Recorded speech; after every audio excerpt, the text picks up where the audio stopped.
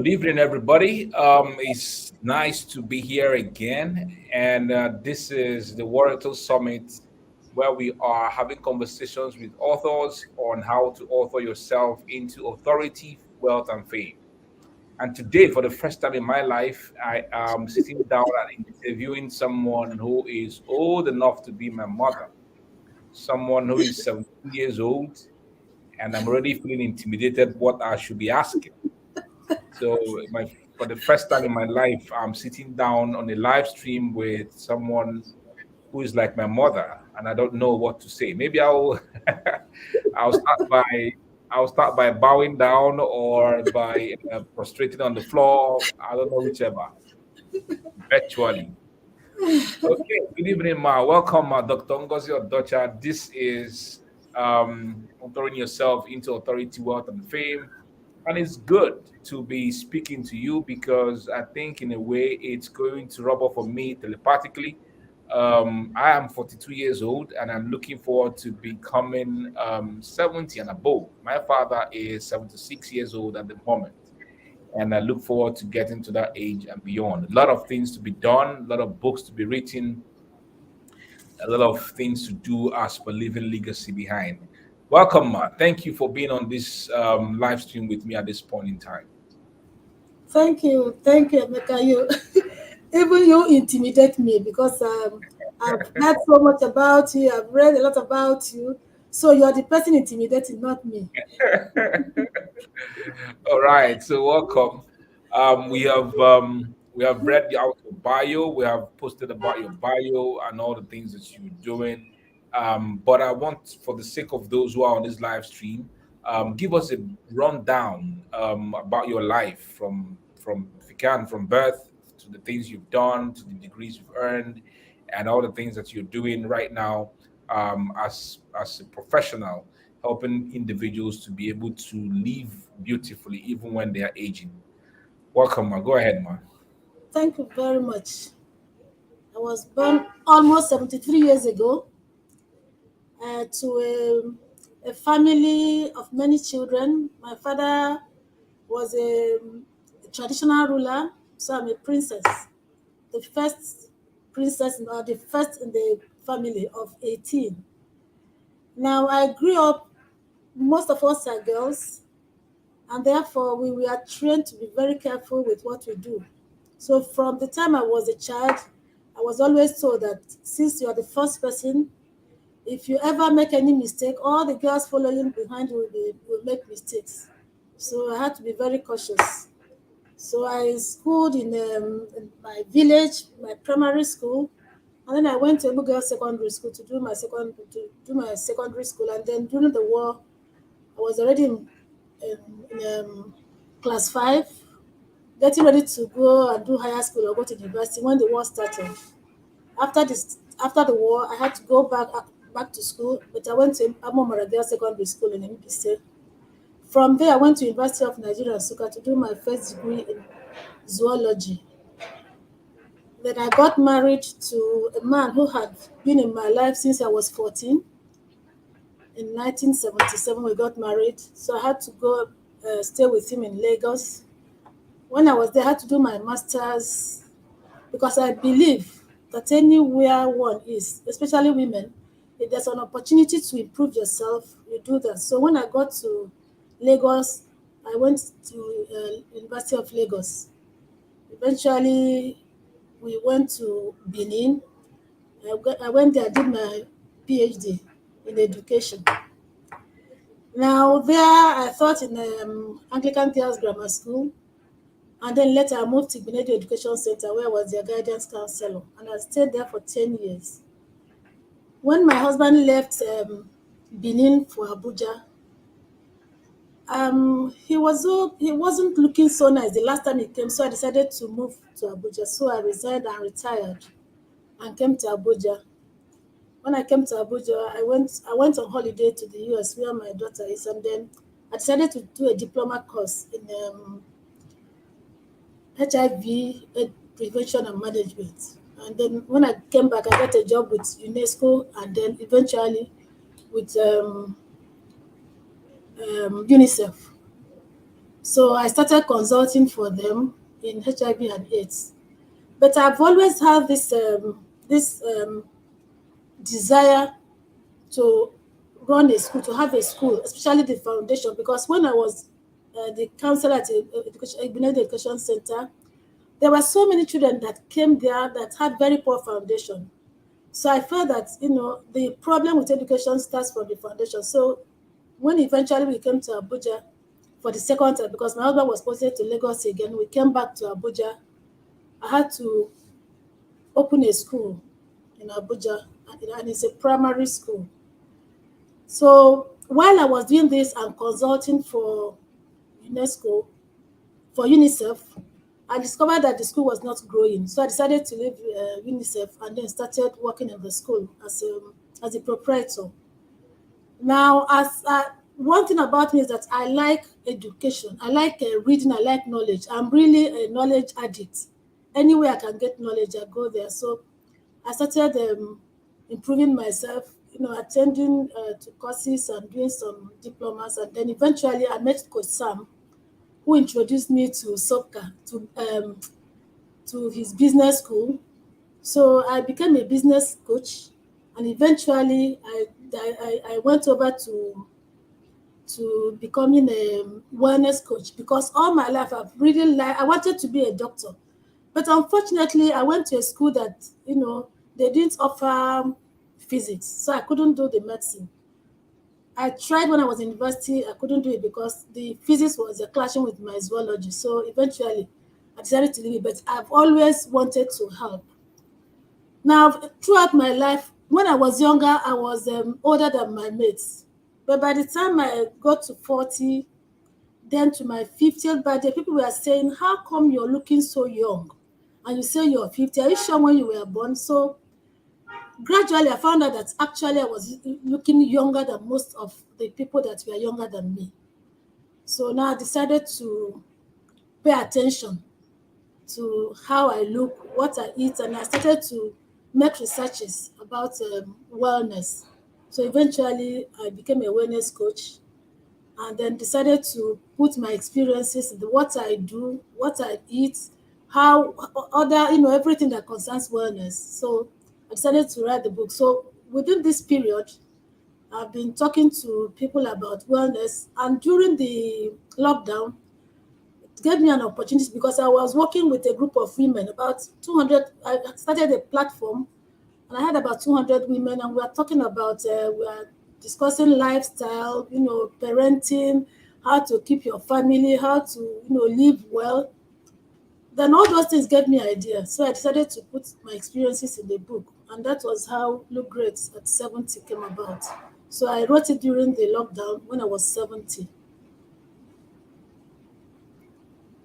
So right now, I've joined another business place that I now use the wellness experience plus the opportunity it gives me to keep learning. So I learn all the time. Any opportunity I have, I go. If any webinar or seminar that I can attend, I attend because I enjoy having knowledge. Thank you. My, you're quite inspiring. I can compare you to my mom. My mom is 68 years old, and I can understand sometimes her struggles with even understanding WhatsApp. She is the chief. She's the chief forwarder of all messages under the sun. Everything she forwards to us on WhatsApp. So when you talk about how you are learning and being, I mean, it's amazing. Although my mom had to stop attending trainings and courses, but she's good. She's the one that raised us to be very, very voracious readers, reading books and all. So I'm a bit intrigued by you experiencing the war. Before I go into my other questions for you, I just love to learn about the war, different perspectives from different individuals. Maybe you could just give us your own perspective about the war. How did it affect you? What did you observe? What did you notice about the Nigerian Civil War at the time? Okay, because I was already in the terminal class, I was in class 5. Because after class 5, we now go to secondary school, not now that they have SS3. I was in class 5. So we didn't have anywhere to move to. But we had what we call win the war school. We were going to school, some teachers organized. Actually, it was organized by the government. So we are going to school. We were hoping that eventually Biafra will be on their own. Then we do the Biafra exam, but for those 3 years, we were there learning and doing things. And for me, my mother had a child during the war, so I was actually the person taking care of the child.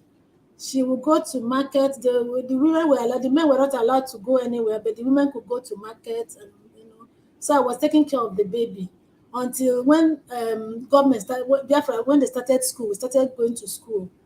And then we were taking Biafra school sets when the war ended. So I was in Able Girls. We went there to take our school set, and then the Nigerian troops, overran the states. But throughout that war, I was working at the refugee camp, and then they were bringing from foreign land. They were bringing relief materials. So I worked in a relief center for some time. Then I worked in a refugee camp, and then we started school. I went to school. When we went to do the exam, the war ended while we were running around from one place to the other. And the one thing that happened to me during the war was anytime there was an air raid, I'll have running tummy for days. And even when the war ended, anytime a plane flew above me, my tummy will start running. So that was one effect I had during the war. But apart from that, I didn't have any bad effects, except that we didn't even lose a lot of persons. I didn't lose any relative or something, because we were all together in a large family. And then when the war ended, I wasn't around because I went to take my exam. My family, they ran to other places, and eventually they came back before me. By the time I came back, I discovered that my boyfriend was not back, and I was so miserable. I was very unhappy. But eventually, we all came back safely. So, apart from the people, a lot of children died because of the lack of food and lack of medicine. But I didn't lose anybody during the war. Very anybody very close to me. God protected us, despite the fact that we were a large family.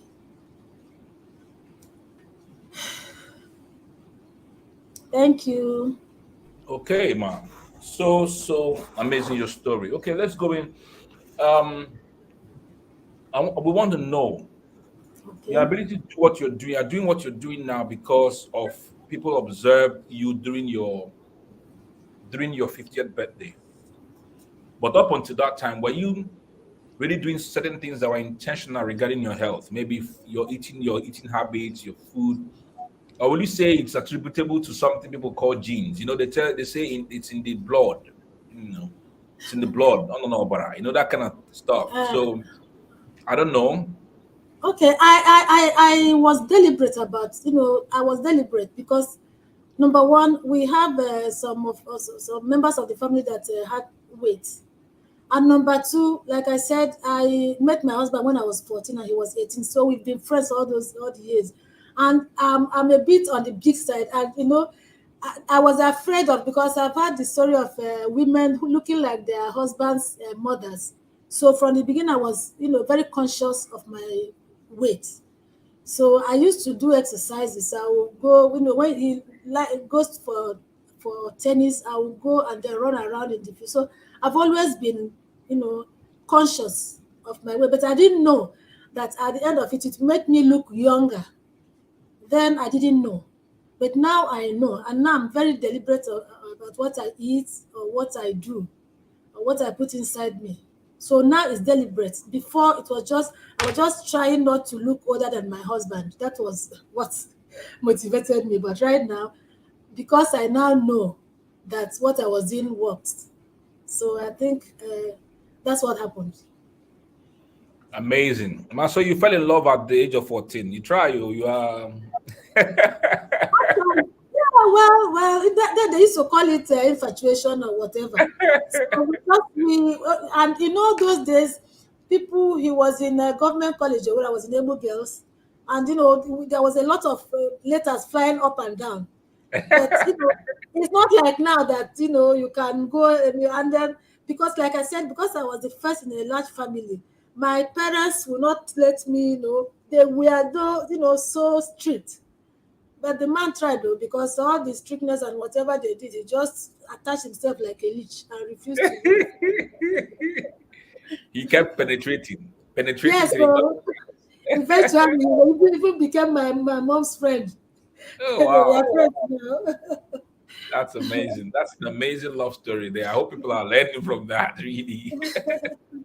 Okay, so you've written a book. I mean, you've written a book based on the observations people made about you, and that is one thing people need to start thinking about. So, for example, based on observations, also last month, I mean, sorry, not last, in October, I was invited to go to an event, and they asked me two questions. Actually, they paid for my movement, paid for my feeding and everything, and I stayed in a hotel, Protea Hotel for that matter. And I sat down on a panel that didn't last up to 45 minutes. And they asked me a question: Mecca, how have you been able to build your social media following to, as at that time I was 75,000 or so at the time. Now I'm 77,000. No, I think I was less, I think I was about 73 or so. So, and then I was invited to another event. And then the same question happened. People asked me that same question. And I realized that as I was answering the question, people were just very observant, listening to me with rapt attention. And in my head, I said, I think this is something that has to work for it. I mean, to put in form of a book. But I said, okay, before I put it in form of a book, let me put it in form of a video format. And I can tell you that as at the moment, more than 600 individuals have paid to watch those videos where I will teach them how they can also build their own followership. And the launch date is on Christmas Day. This is something that people should start to think about or look at when people make certain observations about your life, about what you're doing, about your processes. It's a pointer to the fact that this is what you can put together in form of a book and let people start to buy and to read them. So give us a rundown of your journey, about this book, what the book is all about, the purpose of writing the book, and then we will ask other questions. But give us a rundown of your journey. How did you start out? Did you hire someone to help you to write the book? What was your journey like? Were you afraid of writing the book? Did you encounter some difficulties in writing the book? Did you encounter writer's block, as they say? Was it easy for you? Just give us a rundown of your journey, your processes, for those individuals who will watch this video or who are watching right now, so that they can tap into your own journey. Maybe if you are scared and you overcome your fear, to be able to also ride into their own limelights. Actually, Looking Great at 80 is the easiest book I've written, because it's like telling a story that I'm very familiar with. I've written some books, other books. Some of them, honestly, I have up to 10 books that I've written. Some of them 60 pages, 40 pages, 20 pages. But when it came to look great at 80, it was very easy, because I observed that a lot of people, it's not as if they don't know that what they are doing is wrong. But the thing is that they know, but they don't have the discipline or even the urge to do the right thing. So I've realized that a lot of people, as they get old, especially women, they tend to ignore themselves. They don't take care of, they're not conscious of what they eat. So I want to use the book to create an awareness. And in the book also, I put some call to action. I gave some things that they could do. So it's not just reading a story, but it's like a manual. You read this information, what you need to do, how you need to do it, when you need to do it. Even I gave examples, showed examples of what I eat, showed examples of how I exercise. Sometimes I said during the lockdown, you couldn't go out. So I had a music box. I would dance and dance, and then I'll put the video on the group that the platform I had. And then on Saturdays, we'll be dancing, the music will be there, we'll be dancing. So it wasn't a difficult book to write. because although I did a lot of researches to to make sure that what I was writing was okay, but it wasn't difficult because it's the life I've been living and I'm still living. So that is it. It wasn't easy. I have other books that I've been writing for more than 20 years. I haven't finished. And there are some of them that I've finished. I've authored one book when I was in Lagos, and the name is Half Full or Half Empty. Then I've written an ebook that is on Kindle store. But Look Great at 70 was the easiest book I wrote, the fastest, and the most interesting. As I was writing it, I was enjoying myself because I was sharing my experiences and using those experiences to help other people to see that if I can do it, you also can do it. You can look healthy, you can look younger than what you look. So that is it. Oh, wow, thank you so much. I like this because you have been able to write the book. It was easy for you because you are living the experience already. You've lived the experience. You are also living the experience, and it was like you just pouring out. And I love the fact that you've written books that have 60 pages, 40 pages. There's this myth that people think about when it comes to writing books. If it's not loaded, if it doesn't have 200 pages, if it doesn't have 300 pages, then they don't feel like it's a book. I'll give you a particular example. I have a book of mine. I have it here already with me. This book, somebody came to buy this book one time and looked at the spine of the book. This book is about less than 30 pages. And I told him that the cost of the book is 3,000. And he was like, eh? And looked at the spine again. I'm like, why? And I'm like, it's not about the spine. It's not about the information that you are going to get in the book can save your life, can save your job because it's a book about jobs. How you can build your career and work with your boss. So tell us, let's break this myth. If you can show us some of these books, if you have them around you, and even the current one that you're currently selling right now, so that people can see on this live stream, and then you break this myth for us. Must a book be up to 80, 100 pages or 200 pages for it to be actually called a book? Okay, I have this is Look Great at 70. This is Look Great at 70 by Warrital. This is my first book, Half Full or Half Empty. And it sold so much when I launched it in 2004. Now the other one is an ebook. Now what I will say is this: see, when you have a story to tell, you want to tell a story in your book. You know where to end because you know where you want the story to end. But sometimes you're writing a book, you have not finished the story, and probably you're looking for how to finish that story. Then that's when there's a delay. And for me, some of the books I've been writing since, one is called Not My Child. It was my experience when I was a counselor at a school in Benin. And then That's Through the Storm is another book that I've written. How many pages? About 60 pages. But I know it's not complete. And then there's this one about when my father died. And then, he stayed with me for 6 months before he died. And, I was noticing a lot of things. So I started the book. The name of that book is Before the Sunset. So that book is about, making yourself ready to go when it is time. So before that sunset, there are certain things you need to do.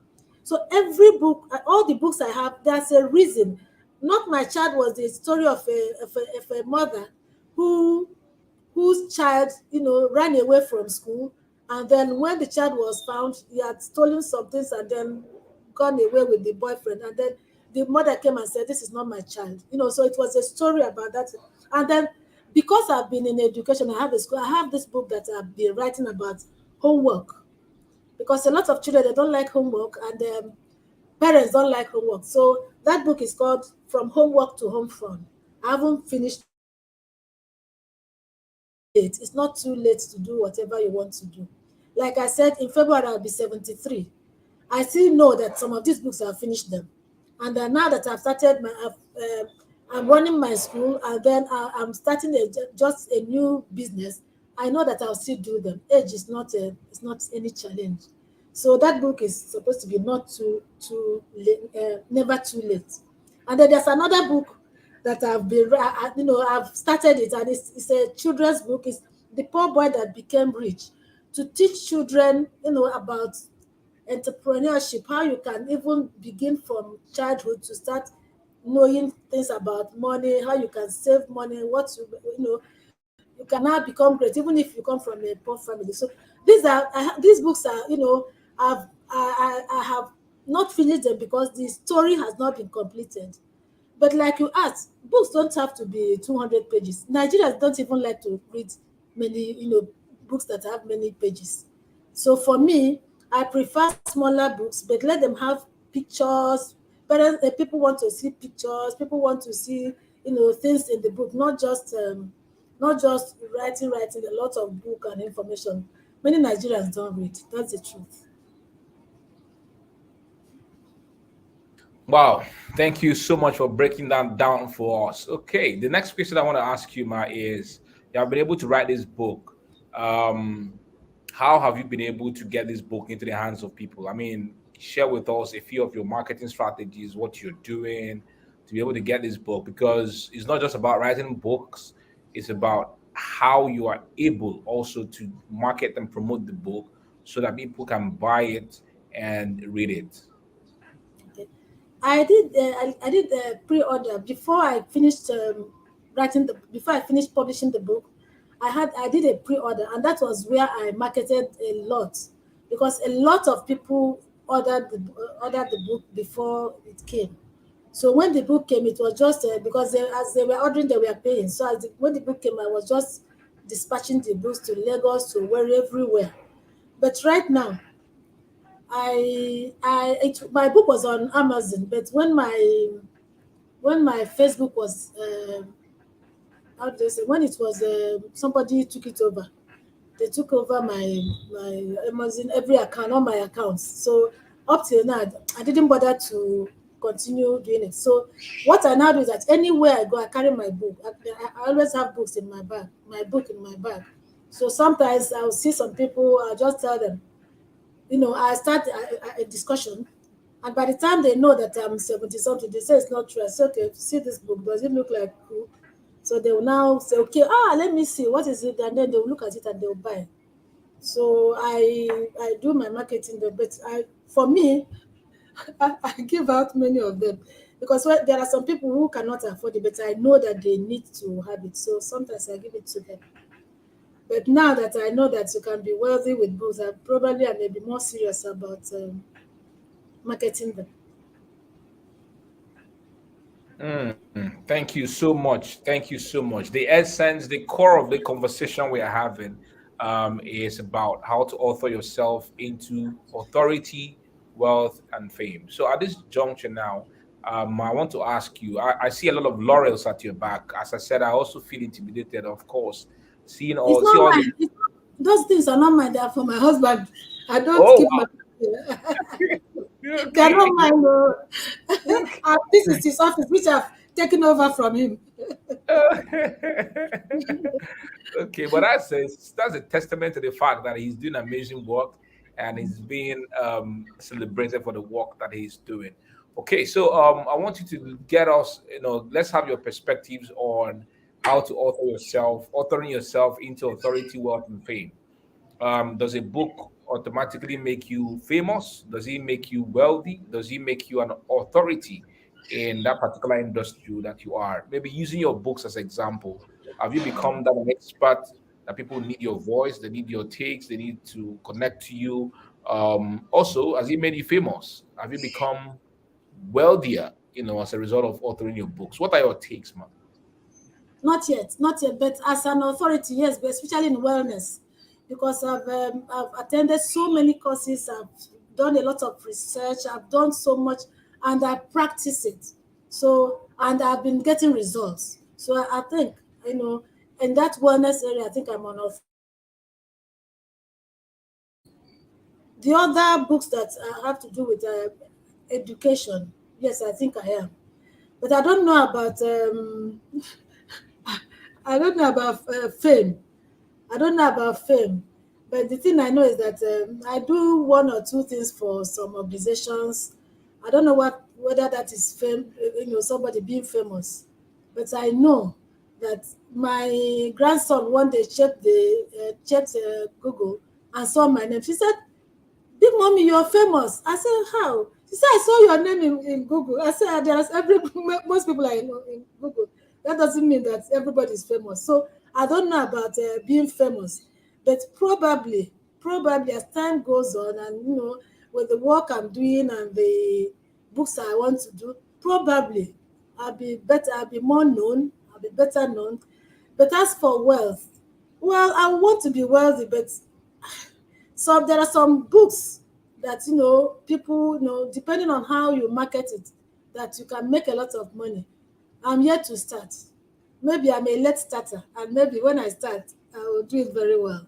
So I know about authority because I know that I'm now an authority in wellness and now in education, but I don't know about fame. I don't know. But eventually, when people read my books and then they think that this person knows what she's talking about, probably that may be the fame you're talking about. Fantastic. Thank you so much, Ma. Thank you so much. This conversation is usually 30 minutes to 45 minutes. We've done 32 minutes already on the live stream. We want to hear your pieces of advice for those who want to be on this journey. There are some of them who are afraid, some of them are feeling intimidated, some individuals also feel the imposter syndrome. And there are so many people, maybe your people of your age grade. I know you attend meetings, you are in certain organizations or communities by virtue of the work that you do. But there's so many of them that I feel that you must have observed or have experienced that they'll have a lot of things to put out there into the world, but then they're not putting them in form of books. What can be your advice, your pieces of advice for individuals who are like this? I think that everybody has a story. It depends on the impact your story will make. I am working with a girl on weight management because I also do weight management. And like I told her, I said, by the time you get to the weight you want to be, when you compare where you're coming from and where you are, honestly, you have a story to tell. I think if you have lived a life where you have some circumstances that you think some people, when they go through it, they don't go through it well, and you have gone through it well, I think you can write a book. You have something of value to share. So I think a lot of people, there are so many books that have not been written because people, like you said, people are afraid. People are, think it's not, there's no, it's not. I'm not. I didn't read English language, so it's not as if you have to be. There's nobody written author on their face. So whatever value you think you can add through the experiences you have gone through, you can write a book. You can tell the story. And that story, if it impacts on so many people, you make money. That's the way I look at it. So everybody, and we have all gone through different challenges. We have gone through different things that we need to talk about. My first book, Half Full or Half Empty, was about managing your self management, how you can manage situation challenges in a positive way, not just it's either half full or half empty. If your cup is always half empty, then you have a very negative attitude or perception of things. If it's half full, you look at it at a brighter way. So there is always a story to tell. So I think writing a book is not something that is very difficult. Once you have a story to tell, and like I had a coach Sam talking the other day, he said that you don't even need to be the person writing it. There are people now, you just tell them what you need to say, what you want to say, and by the time you know it, the book is out. We did that for my father. He was ill, he was frail. My brother and myself, we sat down, he would tell us, but he had a beautiful book at the end of it. So I think writing a book is not very difficult. I think what the problem is the discipline. The discipline. A lot of us, we lack the discipline to do things that are good. So if we can make up our minds that this is what I want to do, and you set a goal and set a target and follow it. That was what I did with my book. I said before the end of that year, I was 70 in 2020. I said before the end of that year that I write the book about being 70 and being 70 and looking good. And by God's grace, by September of that year, I finished it. So it's not difficult to write a book, especially if you have a story to tell or something of value you want to give. Thank you so much, Ma. Thank you so much for this words of wisdom that you have been sharing with us. My final question will now be: as we are going into 2023, what are your aspirations? How can people work with you? People who are watching, those who will watch the replay of this live stream, what are your aspirations for 2023? What are your plans regarding your authoring journey, and how people can work with you? Let us into the plans in your heart. Okay, now that I know that I can make money from the book, next year, I will try as possible to market this book because I know from the testimonies I'm getting from people who have read it, because a lot of people have it, but they are not reading, they don't like to read. But those of them that have read it, they keep telling me that this book they cannot drop it. It's like they have to, every time they have to make reference. So next session, I'll market it aggressively. And the next session, I will finish at least one or two of these my books. And then I have my passion for my school. Next year, I'll find a way to improve the population in the school, because a lot of parents are, is it Japa in school? A lot of them are leaving and they're taking their children. And now that we hear that teachers are going to leave, as a school owner, I don't know what we are going to do, but God will provide. So we are in next session. I'll find a way to make sure that more people are able to take the value I offer in my school. Just like the value I've offered in this my book, Look Great at 70. And by next year also, I hope I will be well there for the business I've started from the business I've started. Thank you so much. Fantastic, fantastic, fantastic. I think you're the first person I'm going to ask this final question. What are your takes about Watertal? What has your experience been like working with the Watertal brand? Let's know. Tell the world about how your experience has been working with the Watertal brand. Okay. Let me say something first. I have two books that I've produced. Looking at both of them, you will see that this looks better than the other one. So Warital gives quality, and the firm also helps you market. I have too busy to take up their offers. There are many. Thank God that I even agreed to take this. So they help you. They don't only produce your book, they also help you market it. They also help you publicize it. And I think that is a very good thing. So you can't compare their books. Sometimes people ask me, where did you do this abroad? I say, no, that's what is in Lagos. So although they are a bit pricey, but at least like we know, good things are not cheap, but they'll give you quality, and they will support you, they'll give you support, they'll help you market the book, and then they will help you to expose the book to people. So I think those are things that every author should go for. You need somebody that will give you good quality work. You need somebody that will help you to market that your book. You need somebody that will publicize your book so that people will know. So I think those are the qualities that I saw in that attracted me to Warrington. Thank you so much, Dr. Ngozi Odocha, for this fantastic conversation that I've had with you. I know you are quite a busy person, and thank you for granting us your audience and your time to lend us thoughts in your head and your experiences. I believe that anybody who has watched us have this conversation would have gained remarkably from all the things that you've shared. Thank you so much, and for I tap into this, as they usually say, spiritually, that having sat down here to interview for the first time in my life someone who is old enough to be my mom. I look forward to becoming 70, 73, and above. And I also wish you happy birthday in your coming, because you said you're going to become 73 in February, right? So Yes. I February wish you 6th. February 6th. I wish you, is almost at the corner. It's Wish here. you great celebrations um, as you turn 73. Thank you so much. My regards to your husband. Tell him he's doing amazing work, all the accolades and all the plaques on the wall.